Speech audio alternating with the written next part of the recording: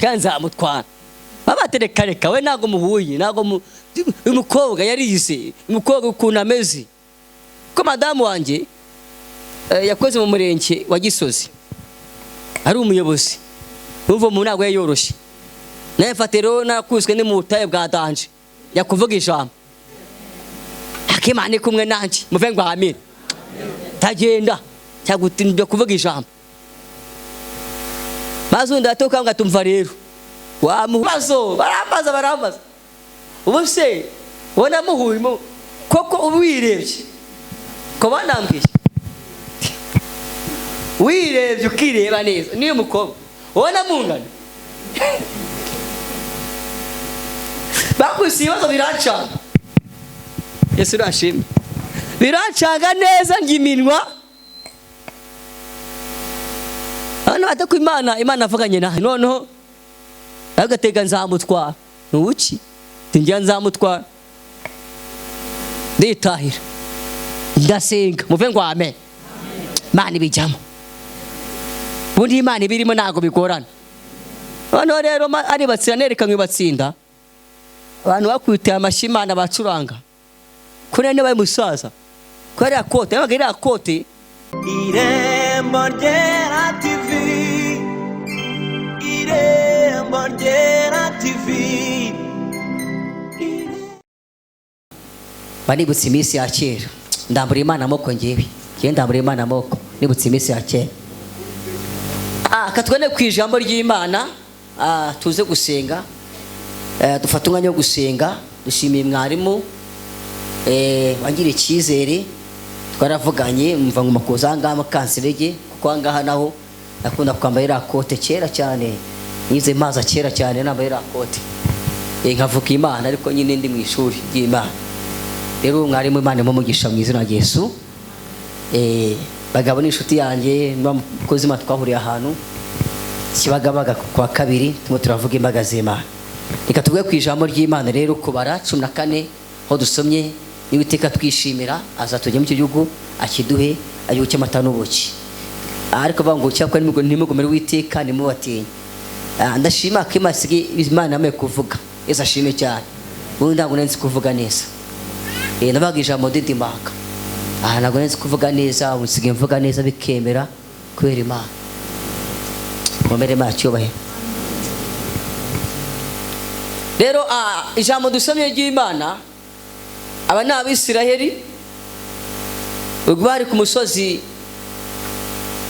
w'Ikadeshi mu butayu bwa Parani bano Bisiraheli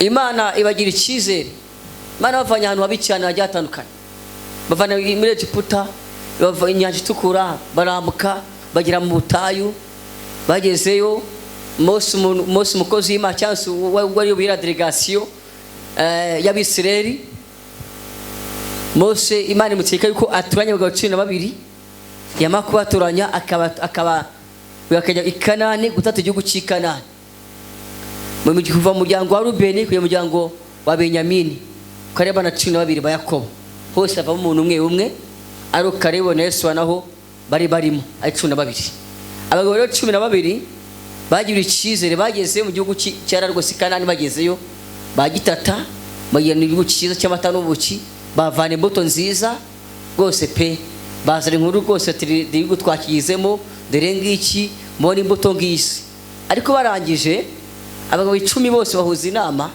bacitiranira intege bavuga bati rwose pe igihugu twakiyizemo ni icy'amata n'ubuki kirasa neza ariko abagabo twasanzeyo nabanaki nabago banini bazi kurwana kwe twipimye dusatuka nk'inzigi ibasabagabo baturanyijwe bagiye icyizere 10 bose bahuje inama bashitiranira iki intege bacika intege Abisiraheli bavuga ati tubigeze rero Mose ratubeshe reka twishakire undi mugaba cyangwa umuyobozi wacu tubutwaye muri twebwe dushaka undi muyobozi kuko Mose na Aroni baratushutse baratubeshe dusiye muri Egiputa ako ndibaza Abisiraheli uburyo busema Egiputa byaye kungiye byanyubiye icyambe inyanja hebucikamo kabiri bari kwambukira he bacika intege barivovota babwira ngo sewe ubundi utuzanga ahanga utubesha ngo tugikana mu by'ukuri byari byo. Mose bamubwira umva neza neza neza. Nakunze Kalebu na Yesuwa. Kalebu afata ijambo abati ibyo bavuga n'ukuri ago rwose pe twaje turi kumwe kwa 12 ibyo yavuze n'ukuri byo gutwakiza ni icyamata n'ubuki ariko akiri ijambo rikomeye cyane. Aravuga ngo niba Uwiteka atwishimira muve ngo amina cyane tuve ngo amen. Niba Imana itwishimira haleluya turabizi neza Imana yacu haleluya niba itwishimira muve ngo amen. Bari abanace murebe nubwo ari banini nubwo bazi kurwana ariko banace murebe tuzajya nk'imitsima. Ubundi niba ikintu kiryoha n'ubugari bitewe n'isosi biterwa n'isosi. Utazateka ibishimbo karanga mubye kurya ubugari uzabanza ukaza kanje ariko ubugari bwiza bufite isosi nziza.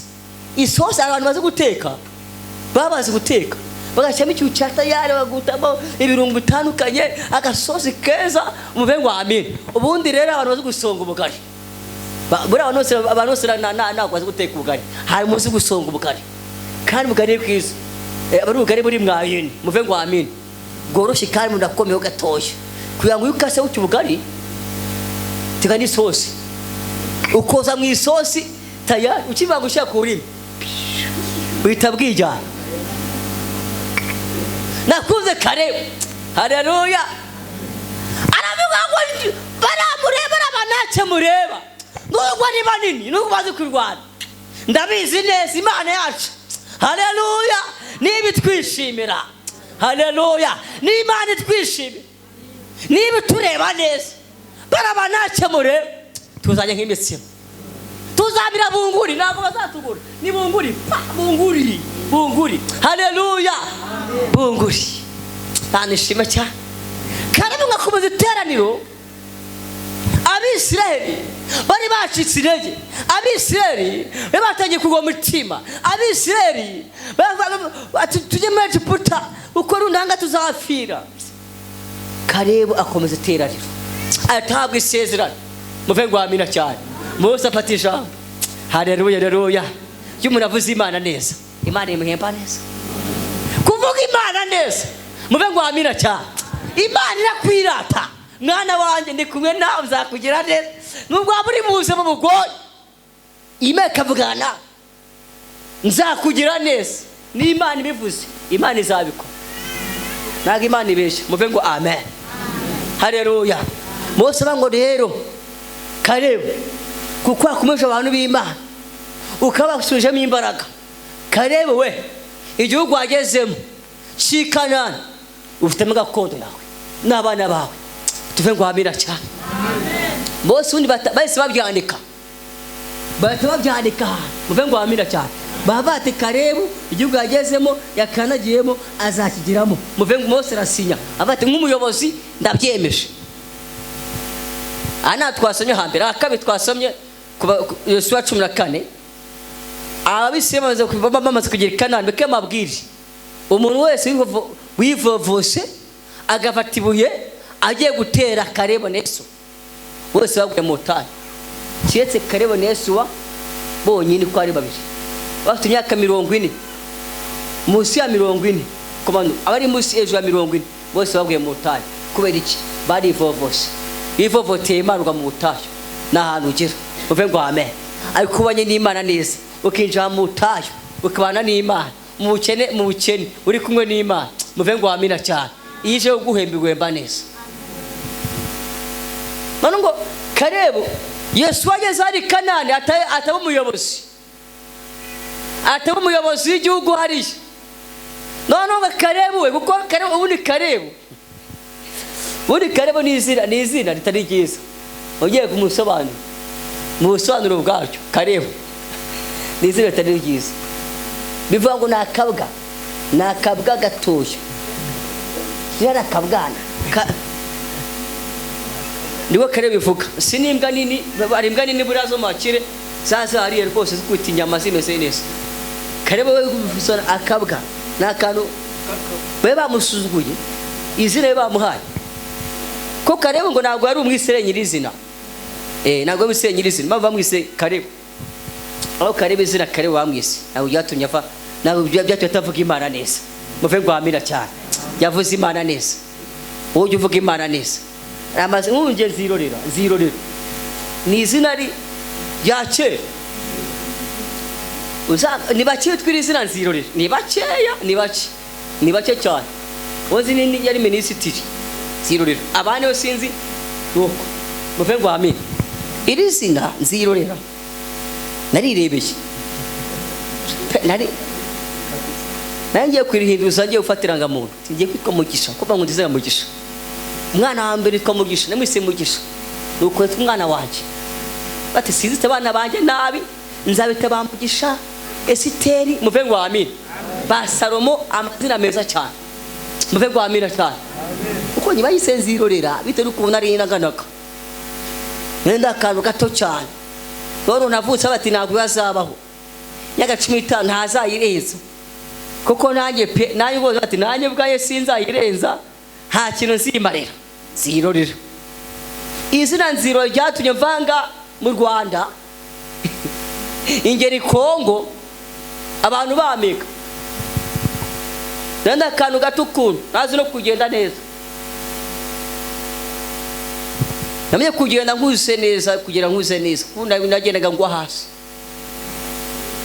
kuna magana nifite namezo kuntu cyari ku mama wanjye nyine yambyaye nuko ariko nashimara ko nakuze kwera umugambi w'Imana umva ko nahantu nzagira akwi gusimagije ahantu uve ngo amina cyane kwera umugambi w'Imana nakuze nitsuzugura umva nta kintu nzageraho izina nzirurira ba muri Kongo hari mu kigo cy'imfubyi imyaka 4 nta muntu mpazi gusa narabuze famille zarambuze nta n'umuntu batanga amatangazo yanjye babati ngo n'ubundi ukuntu ameze ukuntu asa ntabwo twatanga amatangazo yiwe niba batanga amatangazo ngaruka 98 rero ndagaruka inanga mu Rwanda nigenza kwera Imana muve ngo amina bonda hageze nzirorera koko izina nzirorera koko nzirorera urari izina bakwita nikagukurikirana neza nikagukurikirana pe neza ako nakundi mubyanyi nukubyangise ko nasanze ari amateka. Amen. Kalebu niyo mwita Kalebu rero ko yageze hariya ageze Kanani kuko nahantu yabazwaga ngo buriya Kalebu ni ngo na muryango yabazwagamo Kalebu yari umunyamahanga. Kalebu Yosuwa agezeyo agabanya imiryango yose ya Isiraheli bose bahize imigabane. Kalebu nta mugabane yari afite ageze ngo ashira imyaka 45 niyi nta mugabane arabona kandi nyamara Mose umuntu w'Imana yaramusezeranyije iki mugabane.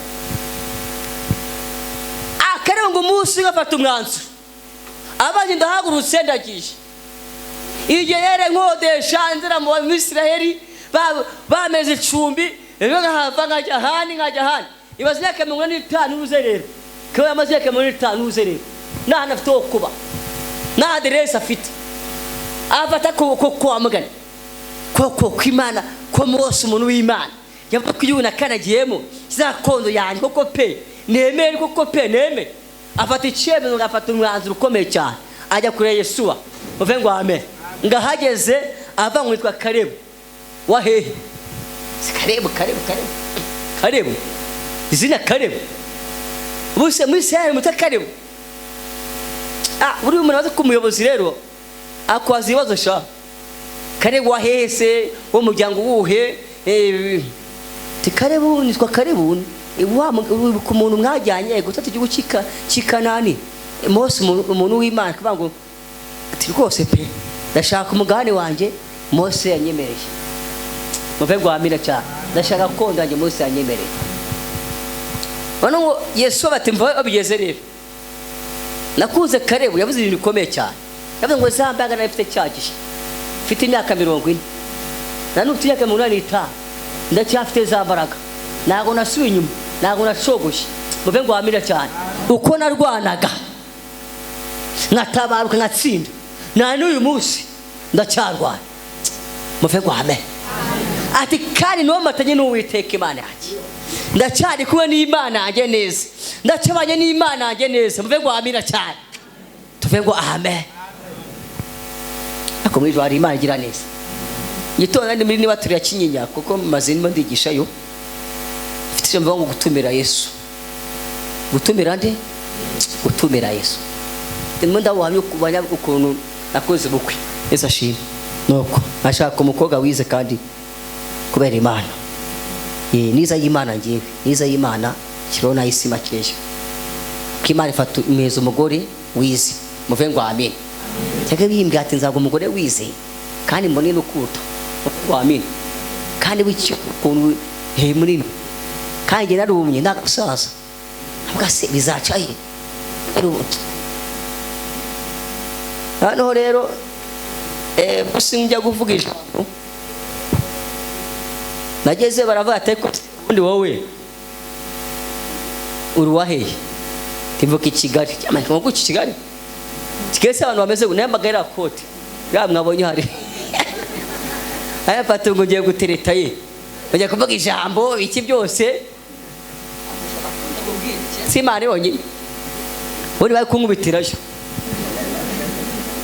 baguti ibibazo barambaza ubu se ubona muhurimo koko ubirebye ko banambwiye wirebye ukireba neza niyo mukobwa ubona mungana bakusi ibibazo biracanga Yesu rashimye biracanga neza ngiminwa hano atako Imana avuganye nanje kanza amutwara babaterekareka we nago muhuye nago umukobwa yarize umukobwa ukuntu ameze ko madamu wanje yakoze mu murenge wa Gisozi ari umuyobozi uvo mu nago yoroshye naye fatero nakuzwe ni mu butaye bwa danje yakuvuga ijambo akimane kumwe nanje muve ngo amen tagenda cyagutindyo kuvuga ijambo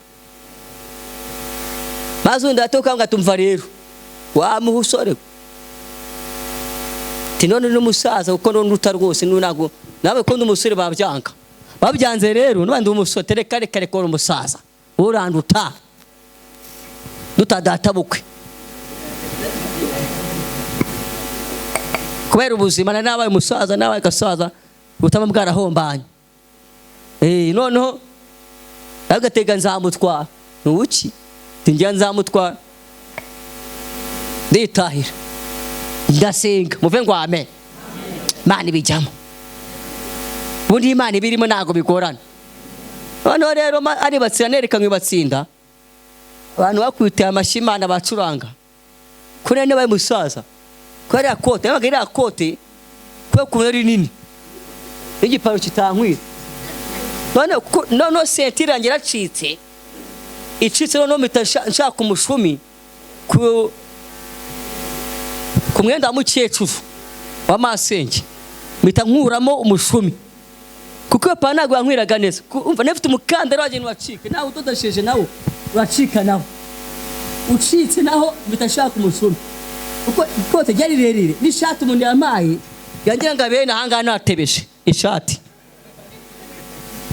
nayitebeza ngacha umushumi nkahambira ikote ryari nini cyane uko none kuri pesi ifite pesi bini ngatamambira ngatanzizirika neza yabwo ipateza kugwa hasi nkambwiriza mfashe gucya bene ahanga haleluya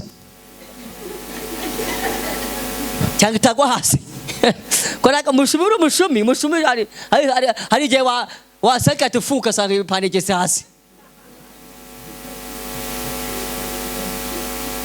nano muranya kumipandaro y'umukara y'agatisi korera Imana senga ati Imana magatise rwose kwiga ishuri Imana irigisha hano ushaka ufite imye komeye cyane ntacyo bifusi bakuvora rwose ku kwitwa n'ishuri nzera kwica kandi warize agiye bikanga Imana yigushaka ngo uza ukoresha ari Imana ikunyusa rani Imana igucisha ko ntago Imana izakwesha umuswa iyo ufite ubusivire muri wowe bwo mu buryo bw'umwuka Imana ngukuramo kakugira umusirikare kagucisha ahantu mu ikosi jyawe nuvuga Imana uzavuga Imana wabonye utumvanya ahantu yena ndi mutesi nize mu mutesi rwose gatete ariko yamwa ngo ngiye wishyira mu ishuri imimbwira intego y'ishuri Imana kubwira intego y'ishuri na segisiyo ugiye kwiga y'ishuri segisiyo ntabwo tugiye kwiga ishuri ifite intego ivuga ngo ugiye kuba ikibaho uzaba ikibaho ube n'ikibazo kandi wembwiye mu kibazo cy'amasengesho mushize mu ishuri bati wasanga amashuri ngiye gukomeza amashuri yanjye kuko nari nzi iby'ubwubatsi atungiye kwiga za kaminuza nike ko ngiye ntekereza mutima ngo hoya si ibyo ngibyo mushize mu ishuri ugiye kuba ikibazo uzaba n'ikibaho yuri ikibazo ugiye manuka bikibazo ucumuza abantu buse wambaye irakote mu gihe irakote ndebe irakote koko bagakura umuyobozi mbwiza uri umuyobozi wamijambo kuko ijambo uba byashoboka ntabwo bishoboka biragoye yari agiye kwigisha yezo mwema arandeba atabwiye umubazo iki batekorera n'umuha ijambo tu nta kintu yavuga turwamutumiye nta kintu wavuga yavuga uyu nguyu mwihorere n'umuha umwanya kwese aragwa imbere y'abantu n'ukuntu ameze igikote yambaye buse arasetsa abantu abati cyokoza nagera imbere baraseka gusa batwenge ijambo mvugaho gatoki muve ngo ahamine abati ujye wa mu ninzara ati Imana imwambitse ikanamugaburira yava umukozi ati yabwiza noneho bamwe mu 5 ngo nisuze iterane mu 5 ati mwongera 10 tiko so ati 15 ndabwiriza kubera Imana agiye uri mu utari kufite n'ijambo rata esa shime cyane haleluya twese makibara mu izina rya Yesu rero Imana ihabwe icyubahiro Yesu anafata umwanzo ajya kwande bame Kalebu ajya kwa Yesu amwira ibyo byose kagifite imbaraga yo matanye n'Uwiteka avango none rero niba ukifite zambaga za kera none nkwaye gurenganzira rero Heburoni ngirije kukandi hano se narahatanze muve ngo amina cyane narahatanze asige Heburoni gusa tiye gusenga ageze Yesu ngo ari Heburoni ngararwana muve ngo amina yirukana abanaki abajya bunguri kuko yavuze ngo tuzamira bunguri arabakubita kubita abanaki abahivi arahondagura muve ngo amina cyane avana ibihanda arabyirukana kuri wa musozi tuve ngo amen Yesu Kalebu abona gakondo yiwe yikwishimirwa n'Imana tuve ngo amen ikamvuga utundu 5 mbitesenga Imana ko nago nusobanura muve ngo amen imonda sozo ni ku musozo w'ijambo ikintu cya mbere Kalebu yomatanye n'Imana ko matana n'iki 5 nakwifuza waje imbere y'Imana womatane na Kristo womatane n'Imana kubana n'Imana neza haleluya bantu banga kaciro mve ngo amen hano mu kansereke icyambere mwomatane n'Uwiteka Imana bara n'Imana neza uko nubana n'Imana neza Imana izakugira neza rani Imana izakugeza icya kabiri kugira imbaraga haleluya neka gutakaza imbaraga hari ibe wari ufite kera uyu munsi yani isaha muve ngo amen urakwiriye gusenga muve ngo amina cyane ukagira zambaga ufite cyagishi aho kukava mu bwiza ujya mu bundi muve ngo amina cyane muri itaniro icyake mbasabije mbaseke Imana bamera imbaraga muve ngo amina cyane Imana ibaha imbaraga z'Umwuka Wera muve ngo amen ufite zino mbaraga iyo ufite imbaraga y'urwanya urugamba muve ngo amen uratsinda iyo amagambo aje nakuvana umurongo w'Imana kuko ufite imbaraga z'Imana ufite imbaraga z'Umwuka Wera icya gatatu gufata umwanzuro mwiza muve ngo amen Kalebu iyaguma harije akigwa zerera gusa namugane kuzabone kuzapfa ye kuzapfa nabi na famiye yiwe n'abana bi kuba inzererezi yafashe umwanzuro ukomeye cyane asanga Yesuwa muve ngo amina cyane ajya kumubwira muve ngo amina haleluya gusa yafashe umwanzuro mwiza naruza gusenga ujye ufata umwanzuro mwiza haleluya uve ngo nshaka ibi ngibi Imana ibikora ufata umwanzuro mwiza icyakane gutinyuka ugashira ubwoba ukagenda haleluya rero haleluya ibi niba mugira ubwoba sha mfata kure sitanazakurasa imyambi kandi uzaraswa ariko mfata iki wowe tinyuka muve ngo amina cyane kagucyana n'abadayimoni kubita abazimu usenge kubita abazimu amahembe kubite muve ngo amina cyane utinyuke ibyo kurwanya byose muve ngo amina cyane wowe bitinyuke umenye nko bigenda hejuru nabwo ufite muve ngo amina cyane icyagata guhawe iyo byose umaze gutinyuka byose wakira gakondo uhabwa gakondo muve ngo amina cyane wakira uhabwa umugisha n'Imana muve ngo amen akomeka bakarebu ari yafashe umusozi w'Ihebron ari yicaye harisha abati nukuri pe Imana igutabara abantu bakuvuze nabi bazakuvuga neza mubwa bazahindura ivugo tujya senza Imana uye n'Imana yamuhamagaye muve ngo amen Imana mwitanira Imana ikumera umugisha muve ngo amina cyane uvana umugisha Imana mwiteraniro haleluya Imana ikumera gakondo haleluya gakondo yawe muri tanu ubohoze gakondo yawe tuve ngo amina cyane kuko umusozi wasanga uriho n'abanaki ariko uyu munsi muve ngo amina cyane abanaki bari ku musozi wawe Imana ibirukane ku musozi wawe wacu usoze mu izina rya Yesu kadusenga Imana twagutse Imana ibahereza umugisha kwa gatanu nzaba ngiye Imana yagize neza musige nanjye Imana yagize neza muve ngo amen ubu nibayitaga kizibaho na bikanzu birakote kizibaho na bikanzu ariko ndashima kare magira neza reka dusenga Imana muve ngo amina cyane ndabukwifuje muri iteraniro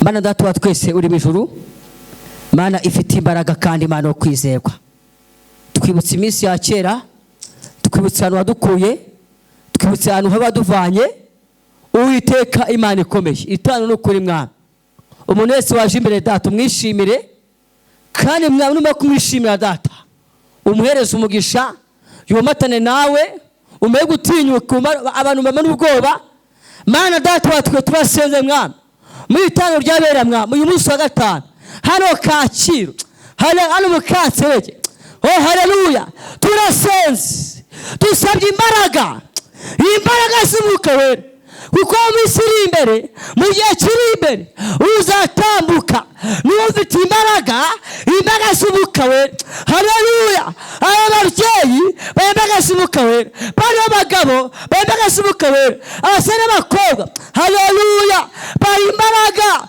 z'Umwuka Wera Mana data wa twese abantu bagire neza abantu batabana muri iteraniro haleluya muri iteraniro Mwana abantu baje imbere ya ababyeyi baje imbere ya ujye ibintu ukora ujye ibintu uzura haleluya abantu baje barwaye muri iteraniro Mwana babohoke Mwana babe basima ukuri Imana yo kwizerwa nakoze Mwana umukarebe Yesuwa bahize Kanani kuko bavuze Imana neza Imana ikabishimira natwe Mwami Yesu uduhe haleluya uduhe Imana rego twishimire uturebe neza kuko uri Imana y'amahoro ngo ndagushimira guhimbaje tugutema kimwe tugushima kuri Imana bakoze Yesu amen Imana ibahereza umugisha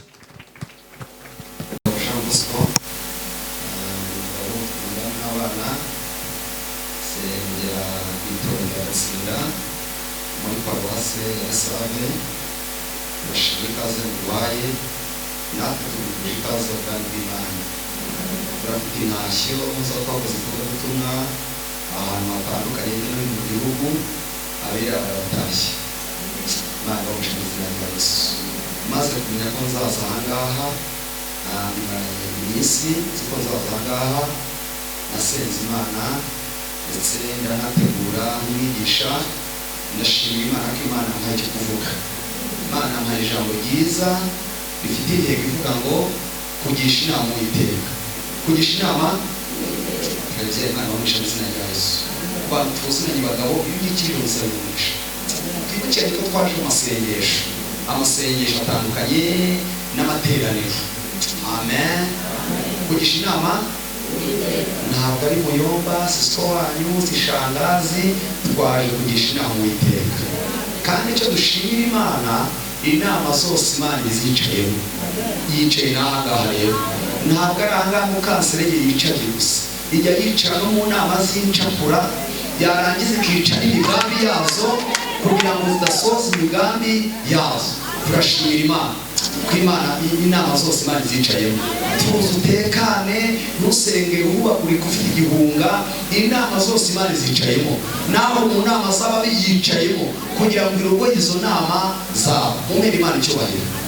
Dusome ijambo ry'Imana, igitabo cya mbere cya Samweli igice cya 30. Turasoma umurongo wa 6 tugeze ku murongo w'8.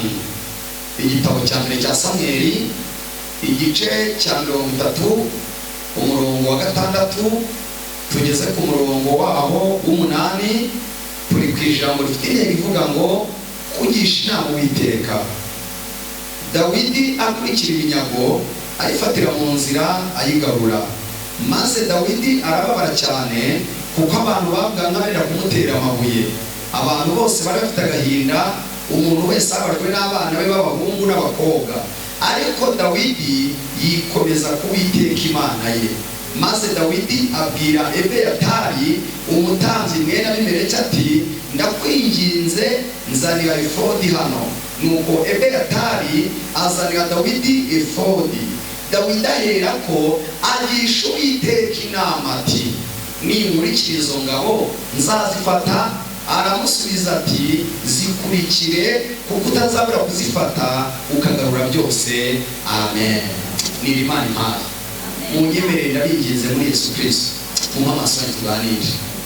Ibindi byose mubihagarike, byo kuri WhatsApp mubivemo, kuko turi mu nama y'Uwiteka. Kandi iyi nama iratanga umusaruro. Haleluya. Mbibutse ko amasengesho ntatanga umubyizi, ariko atanga umusaruro. Ukuntu mwazindutse mukaza ahangaha naje bahasanga turushemo kubaganiriza ijambo ry'Imana, buriya ntabwo mwabihuza. Ntabwo amasengesho atanga umubyizi, ariko yamasenze azazana umusaruro. Ubyumvishije Imana imumere umugisha. Nzanye ijambo ryiza rifite intego ivuga ngo kugisha inama Uwiteka. Uyu ni Dawidi wa wundi Imana yavuzeho ikoresheje umuhanuzi witwa Samweli. Iramubwira ngo mbonye umuntu ufite umutima umeze nk'uko nshaka. Uwo muntu niwe uzayobora ubwoko bwanjye bwa Isirayeli. Genda umwimike kuko njyewe Uwiteka nicujije icyatumye nimika Sawuli. Muntu w'Imana, Imana ntizicuze icyatumye kurinda. Imana yavuga ngo Sawuli muciye ku ngoma, nicujije icyatumye nimika. Mbibutse ko Sawuli niwe mwami wa mbere wayoboye Isirayeli. Sawuli uyu nguyu yakoze ikintu cyiza kirandikwa. Yakijije abantu b'i Yabeshi amaboko y'umugabo witwa Nahashi ubwo yashakaga kumanura ijisho ry'iburyo. Icyo cyonyine yakoze cyiza. Arangije Sawuli akora ibyaha 3. Icyaha cya mbere, Imana yamutegetse kurimbura Abameleki, ararokora. Icyaha cya kabiri, yakoze umurimo w'ubutambyi, atari ubutambyi. Icyaha cya gatatu, yagiye kuraguza. Birangira Imana imuciye ku ngoma. Sawuli yayoboye imyaka 40, ariko mu myaka 20 yonyine ni Imana yamwishimiye. 38 ibipfabusa. Nibwo Samweli yafashe ihema yuzuza amavuta, afata n'inka amanuka i Betelehemu kwa Yesayi, aragenda yimika Dawidi. Habanje gucaho bakuru be. Imana ivuga ngo yabagaye. Birangira ubwo abaza Yesayi ngo nawe umusigaye, arasubiza ngo hari akandi kana kamwe kagaherereza. Kaba mu ishyamba, niho kaba karagira intama. aravuga ngo mutumire birashobora ko ari Imana itoranije. Dawidi baramutumira ageze imbere ya Samweli Imana imutangira ubuhamya iramubwira ngo wowe afite umutima umeze nk'uko ushaka n'uwo n'imike. Samweli afata ihembe ryuzuye amavuta asuka kuri Dawidi imbere y'abakuru be. Imana ishimwe. Amaze kwamusukaho ntabwo Dawidi yahereka umwana yasubiye mu ishyamba. Abana n'isezerano rye mu ishyamba. Isezerano rya Dawidi riragenda rimara igihe kinini. Indubu ziraza, intare ziraza. Kuba waravuganye n'Imana ntibikuyeho kugeragezwa. Uzageragezwa ariko hamwe n'ibitugerageza Imana izaducira akanzu. Byumvishe Imana umuhebuje. Indubu ziraza akazishwanyaguza, intare zikaza akazishwanyaguza. Urugamba rw'amaguru ararurangiza. Tubona Dawidi Isesa yamuhamagaye amubwiye ngo jye muri abakuru bawe ku rugamba. Ubajye muri ariko nurangiza uzubwire uko bameze. Dawidi tubona jye muri abakuru be ngo ariko ageze hafi y'ibirindiro by'ingabo za Isiraheli yumva ijwi hakurya rya Goliya. Njyewe Goliya tuvuga icyambere suzugwa Imana y'Isiraheli, kabiri suzugwa umwami wawe Sawuli, gatatu suzugwa n'ingabo. Niba muri abagabo ntihaboneke uza turwane nesha tuzabagaragu bawe ariko ati tubanesha tuzabakorera. Dawidi agiye kubona abona abasirikare bose ba Isiraheli bari ku rugamba bitsindagiye mu myobo barihisha. Dawidi agira ikibazo yegera umuyobozi w'ingabo za Isiraheli yitwaga Abuneri. Habaga ngo niko uriya muntu numvise ari hakurya uhangaye gutuka Imana isumba byose, agatuka umwami Sawuli, agatuka mwebwe abasirikare aho mutandukanye n'uwo muntu nkaba ndeba mwese mwamaze kwihisha. Uwo muntu ni muntu ki? Icyo Dawidi yashakaga amakuru. Byumvishe Imana umuherurisha. Abuneri abangongeye uwo nguwo yitwa Goliyati yatangiye kwivuga mu bigirwamana by'iwabo. Twese turatinya tukihisha. Dawidi aramwaza ati none si uwo muntu numva usuzugura Imana namwe akabasuzugura. Yaraceka yuzuye umwuka we ati ni ukuri ntabwo yigeze aceka. Igihe Dawidi afitanye ikiganiro na Abuneri bakuru ba Dawidi basohoka mu myobo baje kwamutsa murumuna wabo. Bamugeze imbere Dawidi abwira Abuneri umuyobozi w'ingabo abango njyewe Goliyati ndumva namwica shingiye ko ataje ariko haleluya shingiye ko ataje nta kimurebe namwica. Bakuru bamwe ceceka sha turakoze mu cyobozo bwawe ntabwo ari zana mumenyere gufata impanuka zishobora. Twebwe turi abasirikare dufite uburambe twarapererinzwe ibyo dukora turabizi twati. None wowe ntabyo washobora ari muri gahunda. Dawidi arangije ahereza ubuhamya bese. Ikigeragezo ni cyiza. Haleluya. Satani nahaguruka ujye umukubitisha ibintu Imana yagize ite yakoze. Haleluya. Narivuze ngo ikigeragezo ni cyiza. Satani yaguhagurukiye ujye umukubitisha ibintu Imana yagize ite yakoze. Dawidi abatizo ntama munyoherezamo mfitemo amakuru mutazi. Nari nziragiye umusuri nari rande mfata umwana w'intama ndawumukana y'icakira n'ifitaguranya ku mwana w'intama ishata kumvumbukana n'ifata n'ishwanyaguza indubu ziraza n'ishwanyaguza. None mbabaze uwo mufise mumbwire yacege ati ntabwo yacege. Abandi shingiye ko atacege azapfa nk'imwe muri izo ngizo. Aya makuru Dawidi atanze yitwa ntakubirwa. Byumvishe Imana umuhere umugisha. Abageze kuri Sawuli aya makuru Sawuli aratumaho Dawidi timuzanye uwo musirikare wonetse baramujyana ibaza Abuneri umuyobozi mukuru w'ingabo afata Dawidi aramujyana. Kandi Dawidi yari umwana muto w'imyaka 17 w'umusore w'umugenda w'inzobe aramujyana. Abandi bana byumvishe Imana umuhere umugisha. Amugejeje imbere ya Sawuli arabaza uyu ni uzanye sindeba n'umwana ndabona nakwibwira ibyo atubwiye. Haleluya. Abati wa mwana we abasirikare barananiwe niwo Dawidi arangije ahereza ubuhamya Sawuli ibintu Imana yakoze. Amubwira ukuntu yishina, amubwira ukuntu yishidu ati nakwemereye jya ku rugamba. Bamuzanira ifu arambara we tarafunga bamuhereza intwaro atambutse biranga. Abati ntabwo nabimenyereye barokora hejuru tutamenyereye. Hari ibyo tutamenyereye ubyumvishe Imana umuhere umugisha. Iby'amahanga ntabwo twabimenyereye, ibyo kubizo ntabwo twabimenyereye, ibyo gusaba ntabwo twabimenyereye. Hari ibyo tutamenyereye. Abyiyambura afata uruhago rurimo umuhumeko agera ku kagezi atoga mu yatanga dawidi yegera hedikota y'ingabo z'abafilisitiya. Goliyati arongera asohoka tena avuga ngo njyewe Goliyati uvuka i Gati, suzugura Imana y'Abisiraheli, suzugura umwami wabo Sawuli, ingabo zabo zose yazisuzuguye. Niba muri abagabo habone kuza turwane, nimutunesha tuzabagaragu banyu, nitubanesha muzadukorera. Yubuye amaso abona akadogo Dawidi, arangije amusuzugura avuga ati mbega biseye kumasuzugura abantu b'abagabo bananiwe bageze ubwo bohereza abana. Mbese shaka ko ndeba unteranye inkoni, wagize ngo ndimbwa, manuka none ahangaha ubagira ibisiga byo mu kirere. Goliyati aguhahamura Dawidi, ariko Dawidi ntagahahamuka, ari mu mugambi w'Imana. Dawidi yegera ati hedikota y'ingabo z'Abafilisitiya.